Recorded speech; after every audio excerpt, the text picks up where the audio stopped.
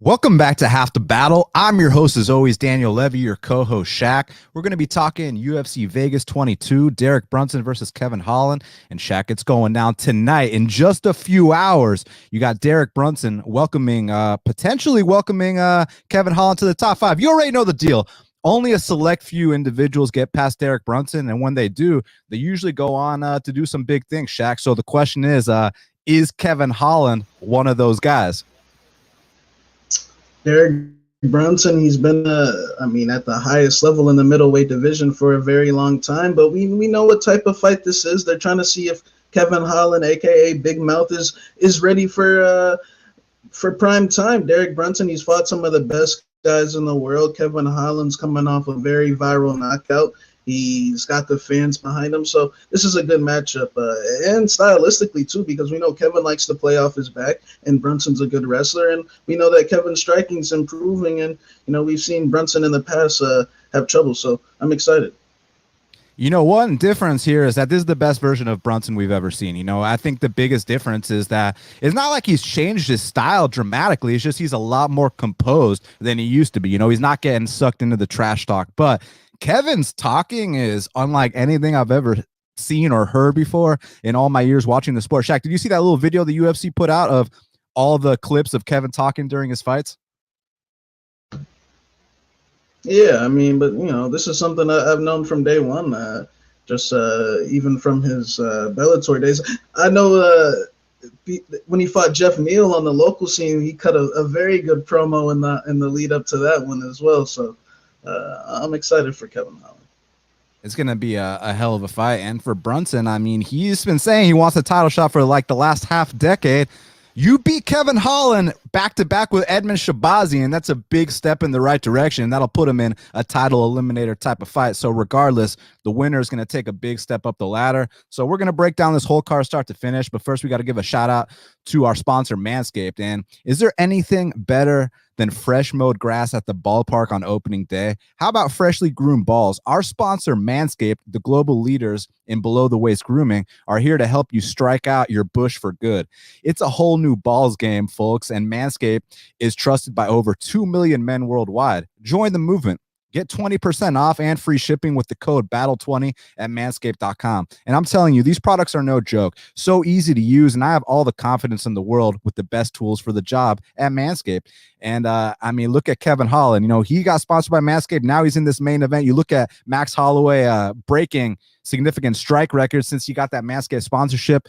You shouldn't be any different. And that's why Manscaped has redesigned the electric trimmer. The Manscaped engineering team spent 18 months perfecting the greatest ball hair trimmer ever created, and that's what I'm holding in my hands right now, the Lawnmower 3.0. Because of their ceramic blade and advanced skin-safe technology, your snags will be reduced with a close shave. The Lawnmower 3.0 is simply the best hygiene tool for the modern man. Hits the sweet spot in every way for my balls. The Perfect Package 3.0 also comes with the Crop Preserver and the Crop Reviver. It's time to keep your testes fresh and clean. The Crop Preserver is an anti-chafing ball deodorant to keep your balls sticking to your legs from end to end. What a curveball from the norm when I'm at the ball game. This stuff is legit. The Crop Reviver is a spray-on toner for your balls. It's made with soothing aloe and witch hazel extracts that will give your balls a boost. Manscaped even threw in their Shed travel bag to keep all your goodies stored comfortably. And speaking of comfort, the Manscaped anti-chafing boxer briefs are also included and will bring your boxer game to that next level. Complete your top-to-bottom grooming game with the new refined cologne signature scent by Manscaped. I know my boy Shaq knows about that Manscaped cologne. They hooked us up with it, smelling fresh every single day with the same signature scent that's in all the Manscaped formulas. This cologne is a perfect complement to the collection. And talk about the ultimate utility, man. Manscaped is the Mike Trout of ball trimmers. For me, it's the Marcelo Ozuna. For everybody else, it's the Mike Trout. Get 20% off and free shipping with the code BATTLE20 at manscaped.com. Hit the balls out of the park this season with Manscaped Perfect Package 3.0. Get 20% off and free shipping with the code BATTLE20 at manscaped.com. That's 20% off with free shipping at manscaped.com and use the code BATTLE20. Baseball is back. Don't let your pubes get out of whack, Shaq. Yeah, I actually had to sign up for that. I forget what it's exactly called, but they deliver the crop, the preserver, and they deliver it like every month. So, I had to sign up for that package. That's how much I vouch for Manscaped. So sign up, use that code Battle20, and I use my code Battle20. So we're in there. Yes, sir. Let's get down to business. First up in the flyweight division, we got a matchup between JP Baze, he's 9-2, and Bruno Bulldog Silva is 10-5-2. Currently, they got JP Baze -137, and Bruno Bulldog is +127. So, Shaq, a couple of years ago, I would have said, hey, no guy that lost a fight to Joby Sanchez is winning fights inside the UFC's octagon. But, hey, he went back to the regional scene. He put in work. He's been getting wins. Now, some of those wins, I know Shaq remembers what happened when he fought Magomedov, and I know on paper it looks good. Hey, he beat an undefeated Russian. But if you're thinking that, hey, look, has he patched up his cardio issues? No, he hasn't. However, Bruno Silva, he is kind of a physical guy. He does train at Fight Ready with Henry Cejudo, and he has kind of underperformed in his UFC career. But this might be a hot take. I kind of low-key thought he beat Ulanbekov his last fight. I kind of thought he beat the Russian. I feel like he's looking better.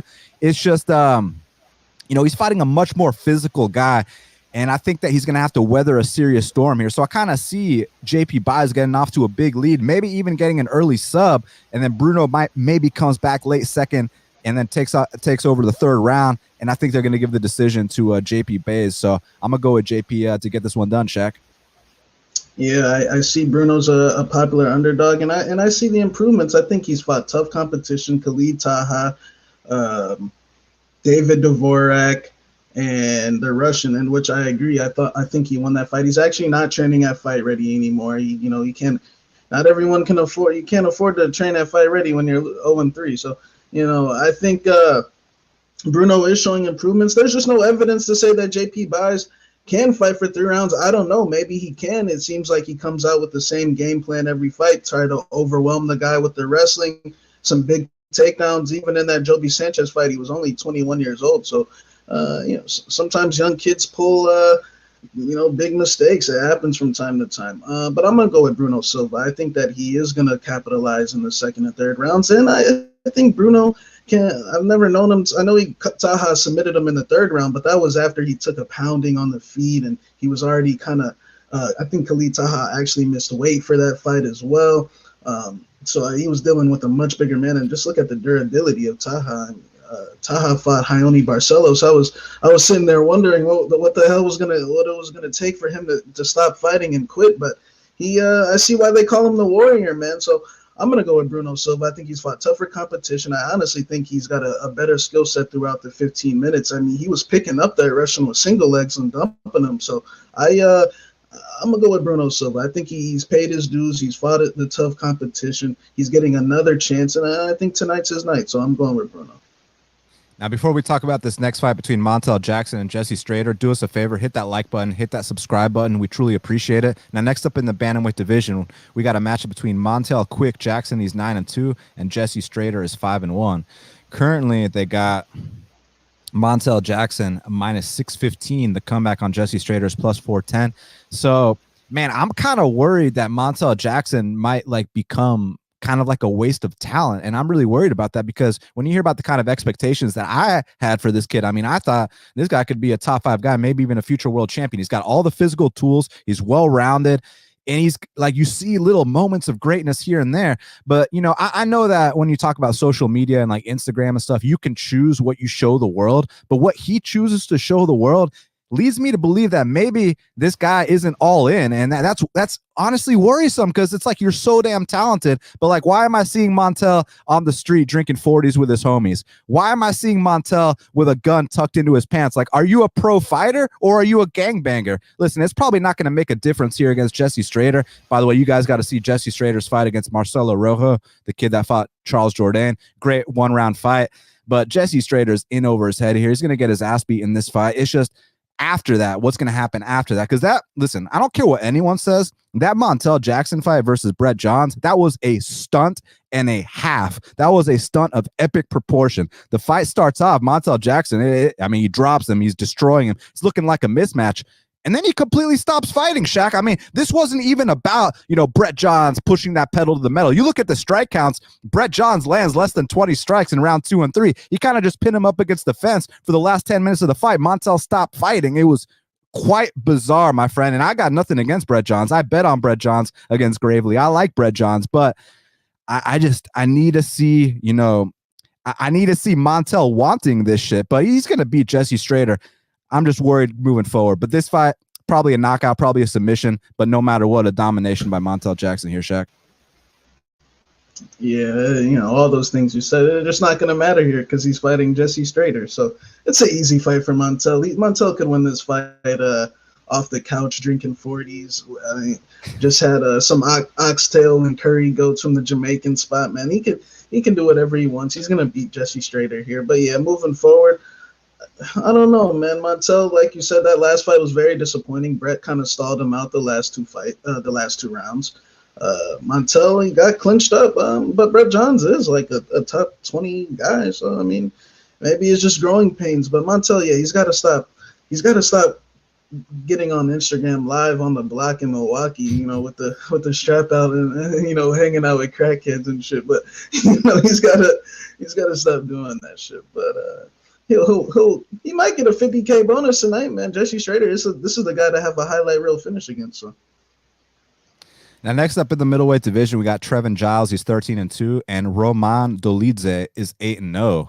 Currently, they got Roman Dolidze minus 112. Trevin Giles is plus 102. So it appears as though all the action is on Trevin Giles here. Roman Dolidze dropping to 85. On short notice, made weight without a problem. So, I mean, he's been talking about dropping weight for a while. So that shows me he's been in the gym. He's a professional. And Dolidze, the thing about him is he's pretty well-rounded. I mean, he's got heavy hands. Also, he's a little bit overconfident in his ground game. He'll drop back for heel hooks and stuff. And against certain people, that's not going to work. We have seen Trevin Giles get tapped out more than once. Shaq, what do you think about Dolidze dropping the middleweight here? About the fight or him dropping the middleweight? Both. Yeah, I think because he kind of does seem a little undersized. This is a tough fight because the way I view it is Giles has the better physical traits. He's faster, out in space, more powerful, and Dolidze kind of plays a lot of games in there. So does Trevin. But Dolidze, man, at times he's like joking, laughing. Hey, but Trevin, I'm sure Trevin likes to do the Ric Flair in there. He likes to do the woo, so I'm sure they'll have a good time. The issue I have with Trevin is just the big fatal mistakes. Every now and then he'll make a big tragic error. Look, the Gerald Meerschaert fight, I view Trevin as a much better fighter than Gerald Meerschaert, but he got tapped out because of bad decision making. He was trying to grapple a guy with how many submissions does Meerschaert have? Like a lot, like over, like a shit ton. And in his fight with Zach Cummings, look, I'll take that one just because Zach Cummings is a tough guy. He's handed out some first L's along the way in his UFC career, so there's no shame in that. But then, the situation that happened when he fought Kevin Holland. I don't know exactly what happened. He passed out by stage, and then his last one. I mean, look, Bavon is from our side of town, but he, is just Bavon doesn't. It really didn't tell me much. So.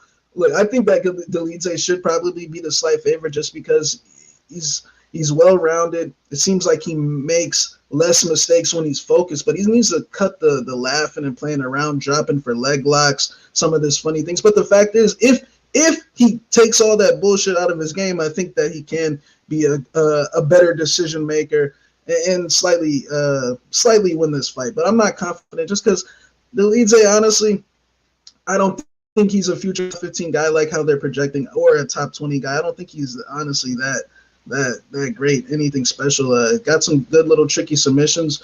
He landed a nice little knee against what's his name, the Russian Ibrahimov.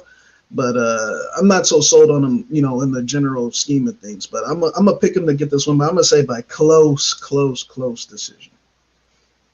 Got my boy Devontae Sewell in the chat talking about that oxtail and curry goat. Devontae, Hey, I can't wait to see you choke out Calvin Miller in the first round. It's going to be a great fight for you. Looking forward to your return, my man.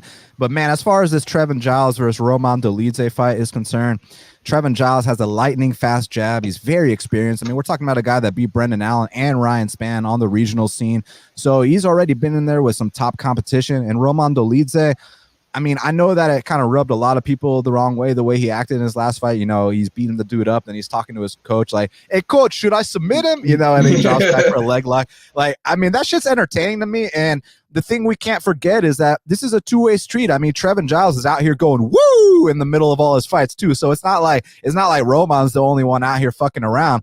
So, and all the action's been coming in on Giles, and I understand why there will be a time to fade Dolidze. Maybe it's tonight. I'm just not quite convinced, man. So I'm going to go with Dolidze here. I'm going to go on the opposite of the public action, and I think he finds something opportunistic along the way. Look, do I think it's going to be smooth sailing? Probably not. It's probably going to be a very sketchy and hairy fight with a lot of back and forth moments, but ultimately I'll go with Dolidze via something opportunistic. Now, next up in the 155-pound division, we got Grant Dawson, who's 16-1, taking on Leo Santos, who's 18-3. Currently, they got Grant Dawson -210. The comeback on Leo Santos is +190. So, Shaq, both guys are undefeated in the UFC. Someone's O has got to go. Grant Dawson, 14 years younger than Leo Santos. But, you know, Leo, all he does is win, Shaq. So, what do you think about this fight? Leo has that knack of surprising. I remember back in the day when he fought Kevin Lee, everyone thought Kevin Lee was a for sure thing. And next thing you know, Kevin Lee was on the canvas. So then he came back, fought Stevie Ray. Stevie Ray ended up on the canvas as well. The last guy he fought, I know he dealt with some low blows, had to deal with it. Look, I think that Grant Dawson is a good prospect. I think he's got a lot of good attributes: cardio, wrestling, the takedowns. He's got a good coach. The only thing I'm worried about with him is he does take the occasional big shot. He has been KO'd before, and the guys that he's fought in the UFC currently, look, they are aight, you know, but it's nothing to write home about. Derek Minner's more of a grappling style fighter. Nad Narimani, you know, and who else did he fight? Mike Trezano is a good win. Like that's a very good win. I'll give him that. But I view Leo Santos as much more experienced, much more tested. Nova União black belt. Is the takedowns going to be there necessarily? We'll see. I think Grant Dawson pushes much more of a harder pace and could possibly overwhelm Leo in that aspect. He is, how old is he now? 40 or pushing it close? Like 41. 41. Okay, so he's over 40. And so at some point you're expecting the wheels to fall off. Look, I view this. I'm going to pick Grant Dawson to win because I think that he is going to overwhelm him with the cardio. But from a betting perspective, it's a little sketchy to me because you got to respect Leo, and there is openings out in space for him to snipe him with that long right hand. There is he could also, you know, capitalize on some calf kicks. But Grant's throwing the calf kicks. He's looking out like a little version of Krause out there. I'm just worried that he gets caught early. But if he doesn't, I see him overwhelming Leo with the pace. So I'm picking him to win. So, like, in a fight like this, you wonder, like, what's Grant Dawson's strategy going into it? And you want to know something, Shaq? They're extremely confident in not just beating the 7-time jiu-jitsu world champion, but they think they can come out here and submit him. Because I heard James Krause, who was on this betting show, talking about how, you know, hey, this might be a hot take, but I think Grant Dawson can submit the guy. And that's not a case of, oh, I'm going to stand and bang with Paul Daly like Josh Koscheck said, and then, you know, shot a takedown 2 seconds in. Like, if James Krause is telling you to bet on Grant Dawson via submission, that means that James Krause truly believes that Dawson's going to come out here and submit him. Now, while I don't think that's going to happen, what I'm worried about for Leo is the second and third round, because one thing about Brazilians, not to generalize at all, but we don't often criticize Brazilians for their jiu-jitsu or their stand-up or their physique or their experience. We criticize them for sometimes their cardio, and I'm worried about what happens in these later rounds, because that's one thing about Dawson. He does take those big shots, but in being so well-conditioned, he's able to recover very, very fast. Now he's moving up a weight class. He's a big boy. And I think the first round and a half is going to be kind of sketchy, but Leo starts to slow down just a little bit against a guy like Dawson. That's going to be the green light he needs to put that pedal to the metal, push that pace, maybe start mixing in some takedowns of his own, because I understand Leo Santos is a much better credentialed black belt than Grant Dawson. However, when you're extremely fatigued and when you're completely tired, when you're doing the Brazilian mummy, it doesn't matter how good of a black belt you are. So Dawson kind of needs to wear him out early. It's gonna be sketchy in the early going, but eventually I think he takes over in the second and third. I'll go with Grant Dawson to hand Leo Santos his first ever UFC defeat. Now, next up in the bantamweight division, we got Marion Renault. She's 9-6, and she's taking on Macy Schauzon, who's 6-1. Currently, they got Macy Schauzon -210. The comeback on Marion Renault is +190. So I'm going to be 100 with you, man. I have not been that impressed with Macy Schauzon. However, she gets away with a lot of these techniques not being the prettiest by the sole fact that she's pretty fucking big for the weight class, man. She's 5'11", and in these weight classes, like we talked about, man, power and strength can make up for technique a lot of the time, because if they put on the gi together, Marion Renault is going to tap out Macy Schauzon, and that's just the bottom line. But in MMA, Marion Renault is so overconfident in her jiu-jitsu that she doesn't really make that much of an effort to stuff these takedowns. I think she can be grinded out. It's just that Macy Schauzon, like, dude, some of these techniques I'm seeing, just her process in fighting, she needs a lot of work. And in that Lena Landsberg fight, not to disrespect a fighter and call it a quit job, but I mean, Coach Saif Saud was pleading and begging for her to get back into that fight mentally. So I'm definitely worried about what happens when Marion Renault comes out here, cracks her with something big. I mean, Marion Renault made former title challengers Beth Correa and Holly Holm, by the way, do a little wobbly dance. So that's what we got to be worried about here. She's also submitted Jessica Andrade in the first round back in the day. So something opportunistic is the way Marion wins. If Macy has leveled up just a little bit and can come out here with the right game plan, take her down and avoid being submitted, grind her out, I think that's the path to victory. And I'm going to go with Macy Schauzon. But obviously, I'm kind of worried about the little in betweens here, because Macy still has a lot of seasoning to do. But I'll pick her to win this fight, Shaq.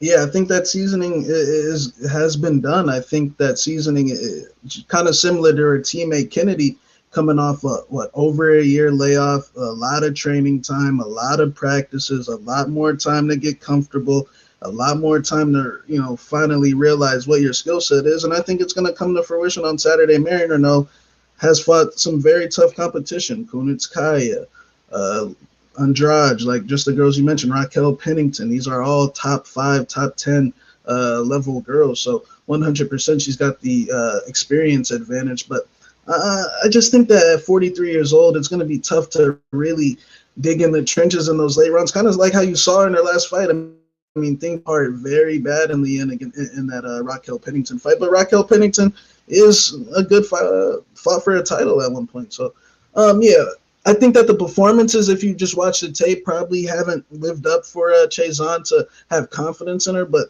I think with this training, with this time off, I think that's the key to this fight. The time off for her to finally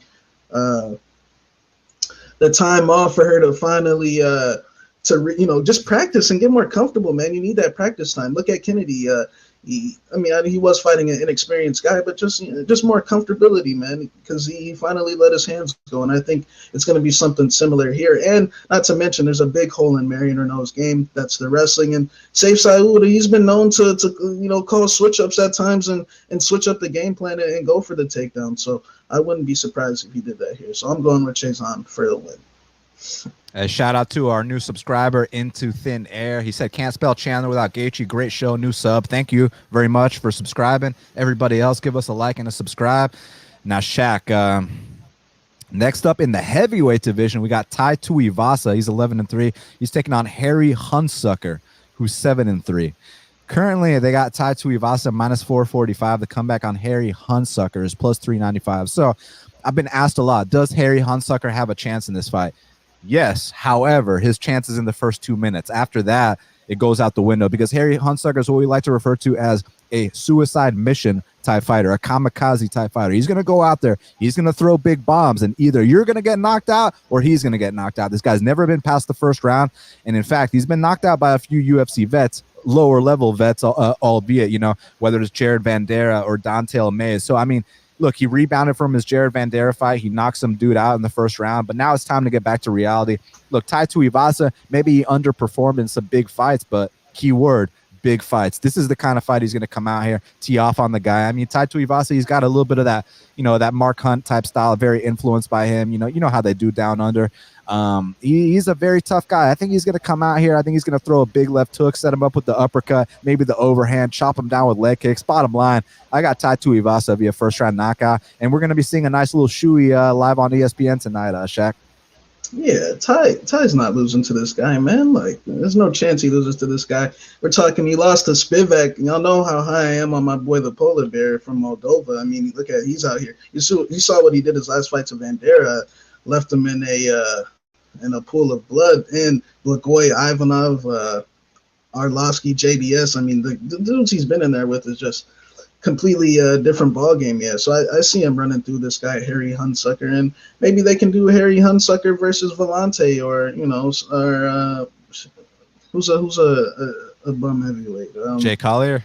Yeah, well, Jay Collier is fighting Carlos Boy Felipe. So shit. yeah, so Tai Tuivasa, I hear he's training with DC now, and at AKA he's trying to take steps to advance his game. So I got Tuivasa. He calmed down on his drinking a little bit as well. So, now, I don't know if there's any truth to this, but BP says Macy Schauzon had heart problems last year and also had a small concussion a few weeks ago. Interesting info. We'll see if that makes a difference in tonight's fight. Now, next up in the welterweight division, we got Max Payne Griffin. He's 16-8, and Keenan Song is 16-5. Currently, they got Max Griffin minus 200. The comeback on Keenan Song is plus 185. So Max Griffin, man, he's been paying his dues. He's been in the UFC a long ass time. He's fought some really tough competition. I mean, I remember when we thought Eliza Zaleski was just gonna mop the floor with him, and he did get a 30-27, but that first round, man, I mean, like, we had to sweat it. So this guy can rise to the occasion from time to time. You remember when he beat Mike Perry in Florida, that last fight, he made the dude's ear explode. And granted, all due respect to Fortis MMA, and I think Ramiz Brahimaj will be back, but Ramiz Brahimaj, what's he known for? He's known for coming out here and dominating guys on the mat.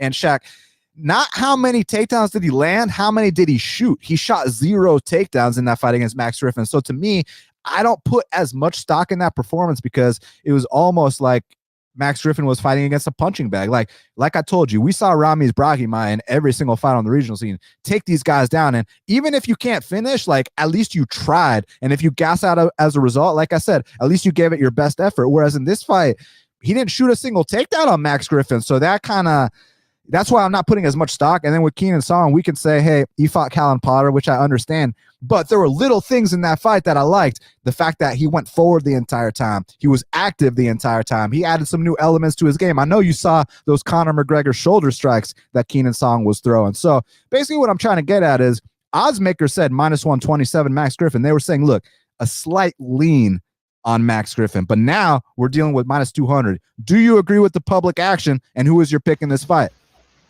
Yeah, I was kind of underwhelmed with Keenan Song, to be honest, man. I think that he's got a good right hand, but I think that you should put more emphasis on that it was Callan Potter. Like, for real.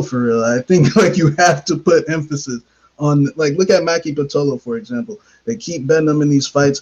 No, he lost to Callan Potter. It is over. He cannot win a UFC fight. Callan Potter is a complete punching bag. He has no business. He retired after that fight with Keenan Song. So I think there needs to be more emphasis on that. No disrespect to Callan the Rockstar Potter. Great performance against Maki Pitolo, but it is what it is. As far as this matchup goes, I think that Keenan Song, yeah, there is openings to counter Max Griffin, but Max Griffin has shown throughout the course of his UFC career that the boy can take a punch, man. I'll give him that, because I seen Max take some shots where I was like, damn, bro, you props to you, because I mean, he fought Covington, he fought Eliza, he fought Mike Perry, he fought Alex Oliveira. Like, this dude has been in the trenches, man. And now I think that they're kind of starting to ease up on his opponents a little bit and give him these lesser guys. Now, I'm not saying Keenan Song is, like, so obviously much lower level than him. It's just that in a lot of Keenan Song's fights, it's just I want more. Like, the Derek Krantz fight was such a disappointment. Even though he won, it was kind of – was it a split decision or unanimous? I'll tell you in 1 second. It was a unanimous decision. But it was a 2-1. It was 2-1. Like, it was 1-1 going into, and the fight was like coming down to the end. And I'm like, Keenan Song, you're getting taken. You got taken down by Krantz. You got taken down by Callan Potter. The Alex Morano fight, I just didn't see the volume. Every time Morano hit him, he would just back up, and he didn't answer enough until like maybe the end of the third. So there is signs to say that Keenan Song kind of holds back. His wrestling isn't very good. Max Griffin has hit some takedowns against guys like Alex Morano, but the thing with Max Griffin is his striking defense is a little shaky, and he gets wobbled a lot. Morano wobbled him, Eliza wobbled him. I mean, a lot of guys have rocked him. Thiago Alves wobbled him. So there is openings for Keenan Song to capitalize and throw that right hand and counter him 100%. But I truly do believe that this matchup favors Griffin. I think he's tougher. I think he's fought the tougher guys. I think he's more active and throws more. I like what Keenan Song did, but I think there has to be emphasis that was against Callan Potter. And I'm going to go with Max Griffin for the win here. I think he's just going to grind it out. From a betting perspective, look, I agree. I would never bet Max Griffin at a number like that just because he's got a losing UFC record, if I'm not mistaken, and pretty much majority of his fights are close. So I get it. But just from the tape and what I've seen, I think he's tougher. I think he throws more. I think he's willing to take more chances. And I see him getting this win, so I'm going to go with Max. I mean, I agree with Max being favored. It's just to what extent. I thought the opening line, maybe some middle ground between the opening line and where it is now. Like maybe Max Griffin minus 150, minus 160, but minus 200 is too much for me because even though you're 100% right, we've wanted to see more volume from Keenan Song, but that's something that can be fixed. Whereas like durability issues are something that, that's not as easily fixable. So with this year off, I'm hoping because like I know it was Callan Potter again, but I like the fact that he walked him down from the start of the bell. And I know this is going to be a much tougher opponent, all that. But man, I feel like there's a lot of openings. And one thing about Keenan Song is the guy is a sniper. It's just about him, waiting too much for the perfect shot. That's what you got to be worried about. And then falling behind on the cards. But I mean, I've seen Max Griffin lose decisions to washed up fighters before. Like Thiago Alves is a legend of the sport and a former #1 contender. But when the time when Max Griffin fought him, like that was already Thiago past his prime. And I don't care who you scored that fight for. The fact that Max made it that close with Thiago Alves is very suspect to me. And in a lot of these fights, the conditioning seems to be a problem. Now, that might be something that he's fixed because he looked great in the third round of his last fight, but there wasn't any resistance there. I think there will be some resistance here. And again, it's a close fight. I understand the lead on Griffin, but at plus 185, I'll go with the dog in this spot to hopefully catch him with something opportunistic along the way. Now, next up in the bantamweight division, we got a matchup between two Mexican-American studs. We got Adrian Yanez, he's 12-3, and Gustavo Lopez is 12-5. Currently, they got Adrian Yanez minus 210. The comeback on Gustavo Lopez is plus 190. So, Shaq, a lot of people are comparing Adrian Yanez to a young Jorge Masvidal. And the reason they are is because, he's a young Latino with some good hands, and I agree with that 100%. However, the reason I compare him to Jorge Masvidal is a completely different reason than they do. The reason I do is because if this fight goes past the first round, if this hits the scorecards, get ready to lose a controversial split decision, just like Jorge Masvidal used to do throughout his entire career. So that's where I see the comparison, because Adrian Yanez is a 500 fighter when fights hit the scorecard. So all I'm saying here is if he does not knock out Gustavo Lopez in this first round, get ready to cry robbery. And with Gustavo Lopez, look, we talk about Adrian Yanez's knockouts, and I like them. He's got great stance switching. His boxing for MMA is on point. He's mixing in his kicks these days. He's fought some good guys on the regional scene. But let's talk about some of Gustavo Lopez's knockouts, man. I mean, he won the Combate belt at 135 pounds. And when he knocks dudes out, I mean, it's like uncomfortable to watch how they get stiffened. But he's also got the more well-rounded attack. He can mix up his takedowns, get this to the mat. He's got a good jiu-jitsu game. So there is a chance Gustavo gets knocked out. He's been knocked out before, more than once, actually. However, if that does not happen and this becomes, a back-and-forth fight, I think it is a dogger pass situation, Shaq, because one thing about Adrian Yanez, he's always looking for that perfect shot. So he's not really chipping away at guys throughout the fight. It's more so there's a lot of breaks in between. But when he fires very hard. All I'm saying is if Adrian Yanez does not knock out Gustavo Lopez in this first round, it is going to be a Mexican bar burner. And for that reason, I got to go with the dog. So I'm actually going to go with Gustavo Lopez to upset Adrian Yanez, especially if he can mix in some takedowns and get this to the mat. But don't sleep on his power either. Tough fight, but I'll go with the dog here, Shaq. Yeah, can you hear me? Yes, sir. Yeah, my camera's just acting up. But yeah, I think Yanez is overhyped a little bit, man. I think he's got some good striking, but look at the guys he's fought. I mean, those guys don't belong at all. Victor Rodriguez, you think that guy's Oh, shit, we lost Shaq. We'll hear from him when he comes back. But, I mean, basically what we're trying to say here, it's not a knock on Adrian Yanez because, I mean, those knockouts he had on Contender Series and in the LFA, you definitely got to take note of them. It's just that you also got to take note of the fact that every single time he's been to the scorecards, it's been very, very sketchy. So that's what I'm most worried about here. And this kid Gustavo might be a little bit underrated. Shaq, can you hear me? All right. Well, we'll wait for him to be able to hear me. What do y'all think? Because I know Adrian, one thing about him, people are talking like he's a future top 10 guy. And that's what I'm kind of curious about. Is he really a future top 10 guy? You know, Domingo Pilarte beat him, right? It might have been a while ago, but like, I think Adrian Yanez is a much better talent than that. So he kind of underperforms when these fights go the distance. And that's what I'm most worried about here, just waiting for that perfect shot. You know, it's tough to knock out a Mexican with a chin like Lopez. So Shaq, can you hear me? I can see you perfectly. Yeah, I can hear you. All right, cool. Go ahead. Yanez and Lopez. Yeah, I think Yanez is a little bit overhyped.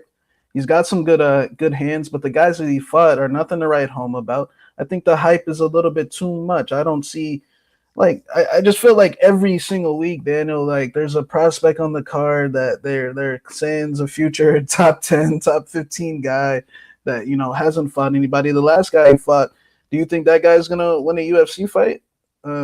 You guy from Alaska, you mean? Yeah. Like that kid ain't gonna. He's not gonna do anything. I think Gustavo Lopez has made a lot of improvements his last few fights, especially in his stand-up. When I first started watching tape on this, man, I was thinking, yeah, it's probably will be an easy KO for Yanez. But around the last 2-3, especially when he rematched the guy, what's his last name, Aldenai or Aldi, something like that. I was impressed in that fight. I know he's Caraway's homeboy from Washington, and I see little signs of Caraway with those chokes. I mean, I feel like he changes the momentum in a lot of these fights with his grappling. Like he'll be getting picked apart on the feet, and then he'll, you know, shoot these takedowns and just run with the momentum. With this choke game, he can transition, he can reverse position. I mean, I was very impressed with Gustavo's ground game.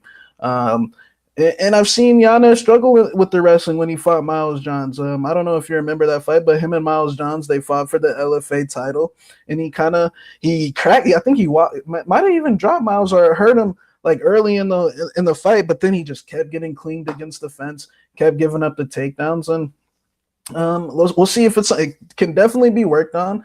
I just don't view him as the surefire top 15, top 20 type of guy.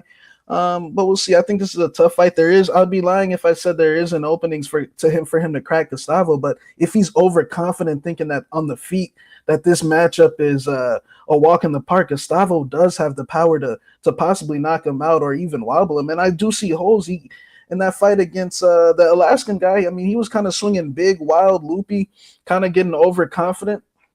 I hope he takes Gustavo a lot more seriously. But I do think there is this fight should be lined a little bit closer. I think Gustavo's got about the same experience, if not more. He's got more fights, right? Yeah, he's got more fights. He's a little more tested. I think he's got a grappling edge in this fight a little bit. So we'll see. It's a tough fight, but I'm actually taking Gustavo for the win. I think he pulls up the upset. I think that his striking has gotten a lot better for the last couple fights. He's got power in his hands. He's been training with in Las Vegas with guys like Nixick and Cody Stamen and E-Gay and all those dudes at Extreme Couture. So I like that camp, and I'm going to take him for the win. But Yanez, I wouldn't be shocked if he win. But what I really want to see is, does Yanez have like a 3-round boxing style? I know he's got the big shots and the flashy shots, but I want to see if he can strike and, land volume throughout 3 rounds. So that's what I'm interested to see. That's what I want to see too. I mean, I agree with the Masvidal comparisons, but for different reasons than everyone else. So let's see what the deal is tonight. Oh, you're talking about when like George lost decisions to Ally Akinta and Rustam Khabilov and Luis Palomino and et cetera, et cetera, et cetera. And the South Korean guy. I mean, dude, it was even a thing where like even in fights he won. Remember when we saw Jorge fight Ross Pearson in Atlanta and like the first round he drops him and then he starts coasting and we're like, dude, stop coasting, George. So it's that same shit with Yanez. He might drop Gustavo and then he'll stop fighting completely. You'll be like, Adrian, throw. So that's what I'd be worried about.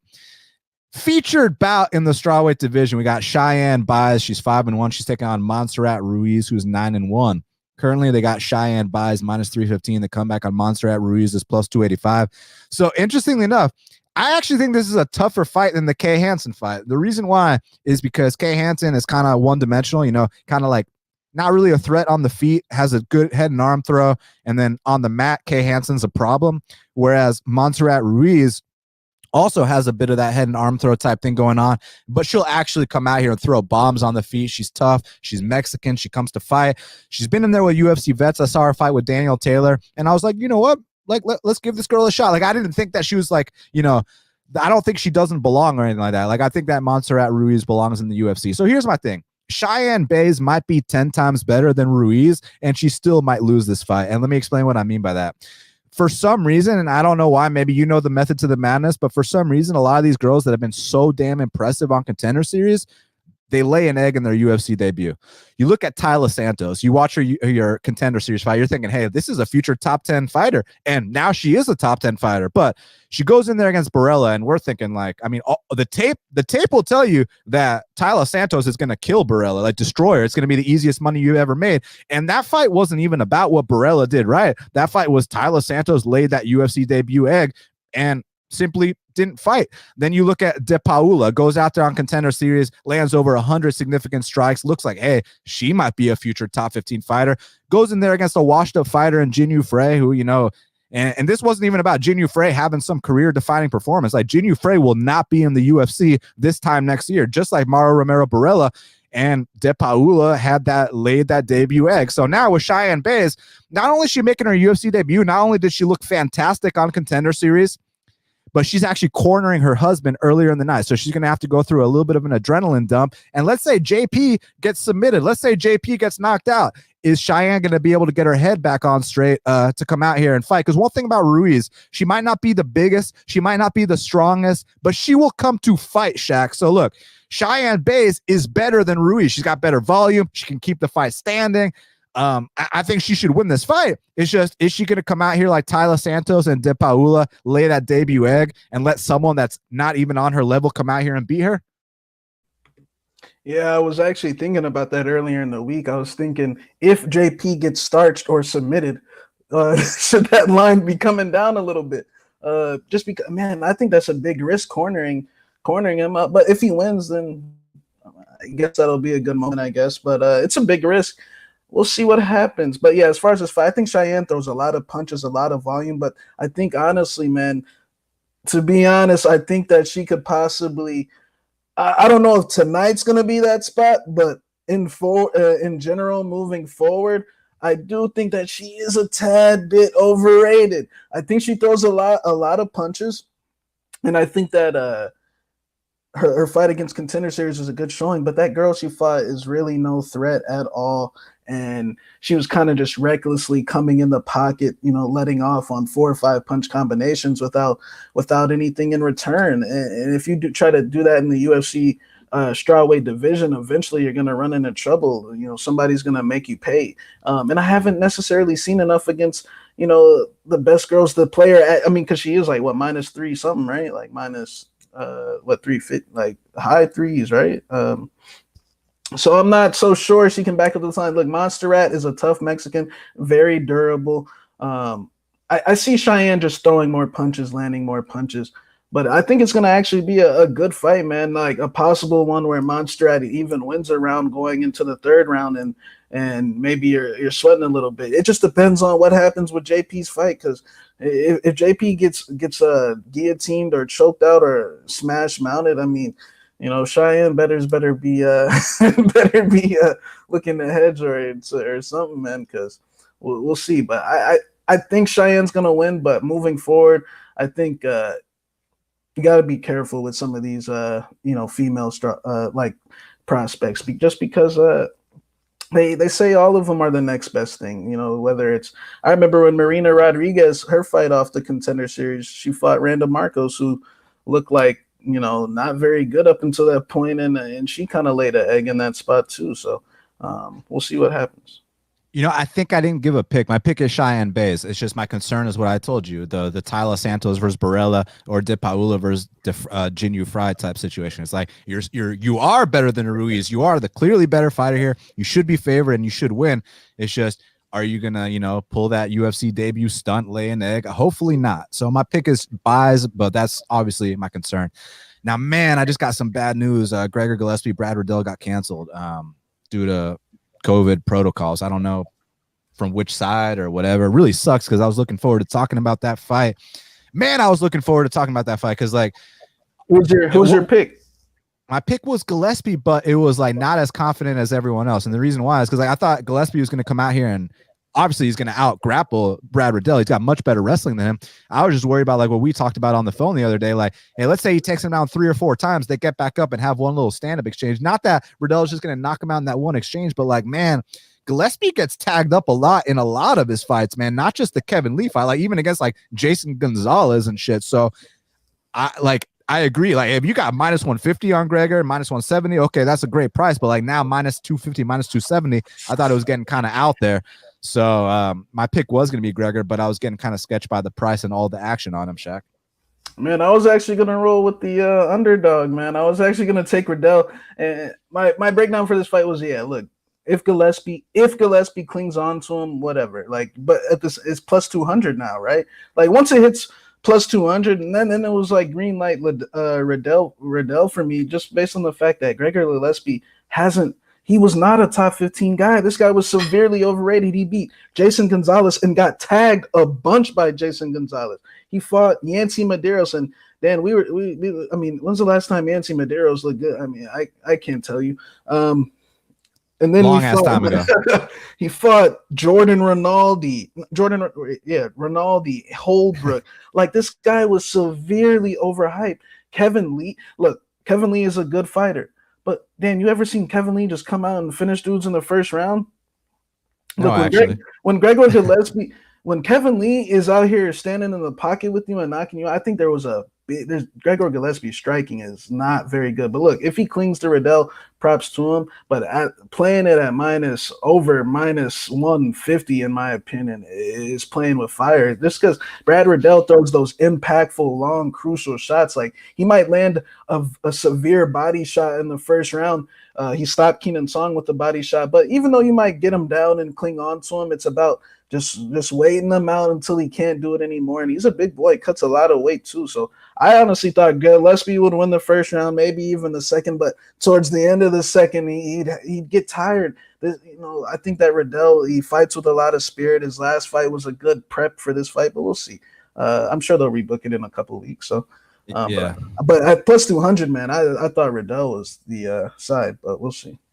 Yeah, I mean, like I said, I understand the action on Gillespie early on with that early line. It was a great line. But now, like, price is everything. And this sucks for Riddell because these guys from down under, they got to go through, like, some serious quarantine type shit. Like, they got to, after their fights, they can't even come home for, like, 2-3 weeks. Like, so, man, I really feel for Riddell. Hopefully I think it's, like, more than that, to be honest. Like, it might be. I mean, Dan Hooker, like you saw that heartbreaking picture of like him with like a barrier between him and his daughter. Like, it's like sad what they have to go through. So hopefully they can rebook this, make it a quick turnaround, and we'll see who the better man is.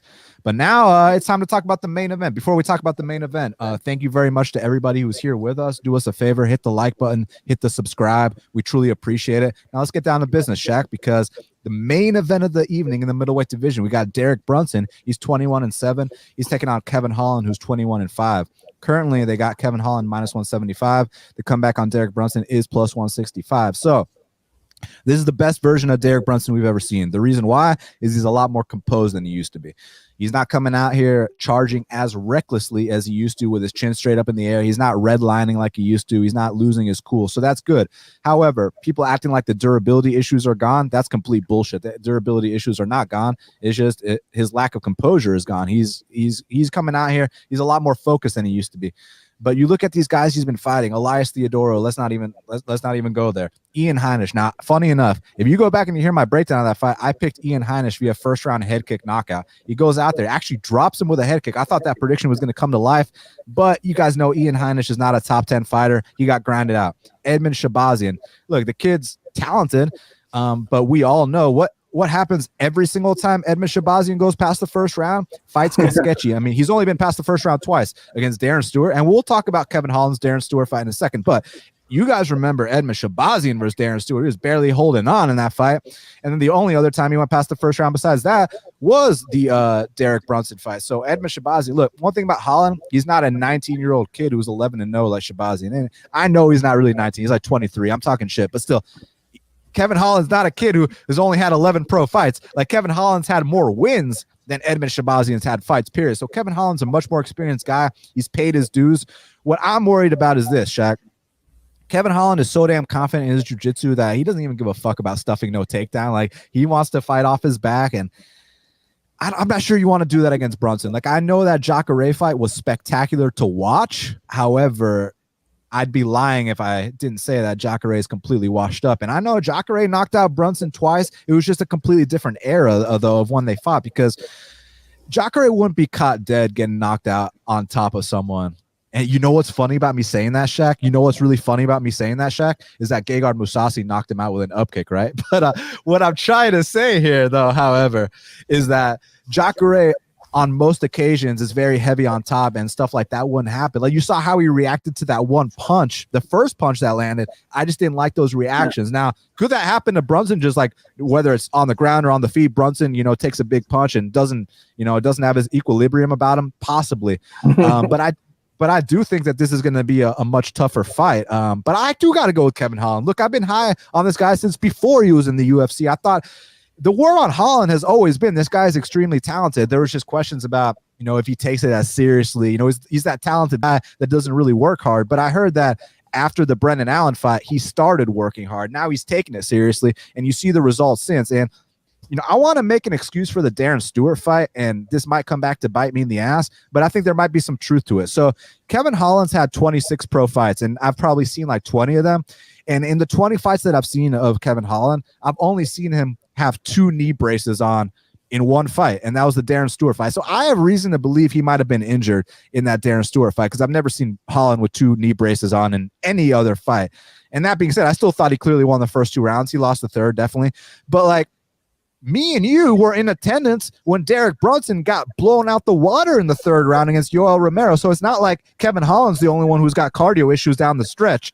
So this is a great fight, but I'm going to go with Kevin Holland to catch him with something opportunistic. That's the thing about Holland. He's one of these guys, watching tape on it doesn't always make sense, because he does shit that you can't quite cap, you can't quite quantify, stuff you've never seen before. So I see something spectacular happening. I understand why people are on Brunson. Take this guy down, hold him down, wear him out, and eventually you can break him. And I understand that is a viable path to victory. However, I'm going to go with the unknown here, man. I'm going to go with Kevin Holland to land some shit that we probably don't even expect. So I'm going to go with Kevin Holland to get this big win and move up the rankings. The only thing I'm worried about is, I know he talks every single fight, but I kind of don't like how he's been talking this fight. Like, oh, there's no way I'll lose to Derek Brunson. When you start saying shit like that, there might be a way he loses to Derek Brunson. Like, he's a little overconfident. So that's what I'm worried about.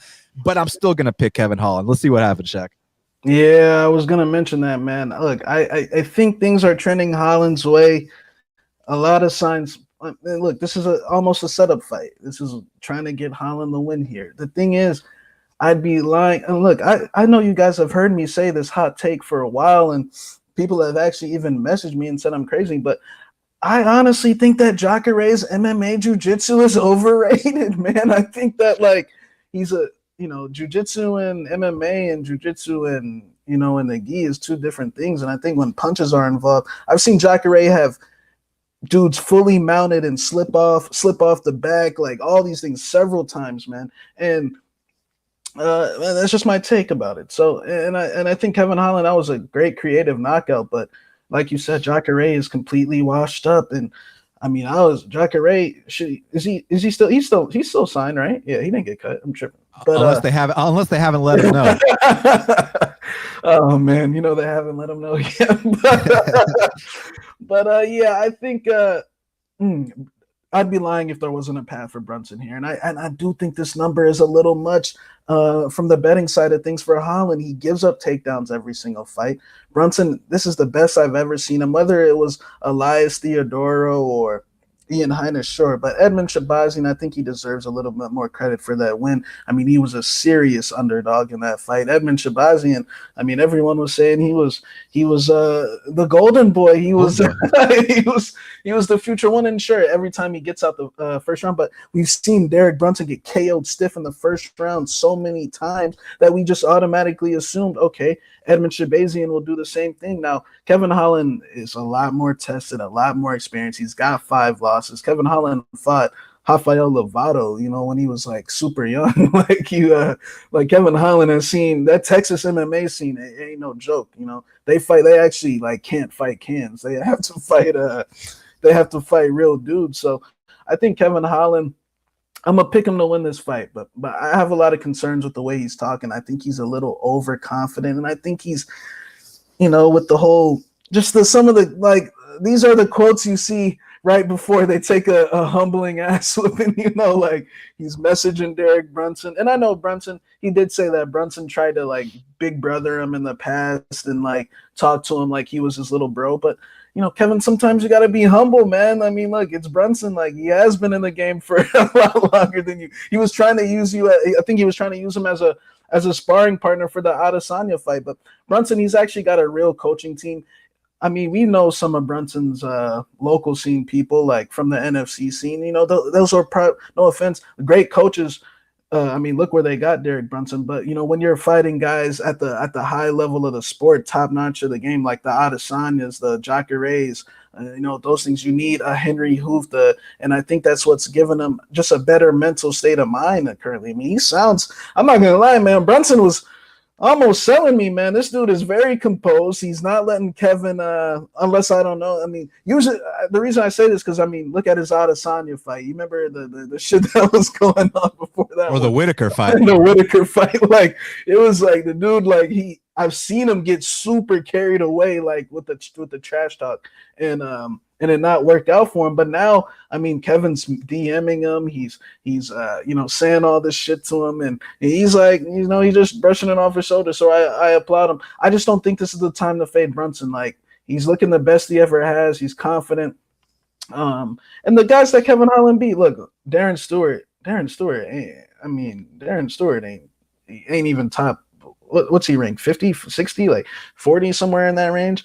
No, he can't be in the 30s. I know that. Like, actually, top 25.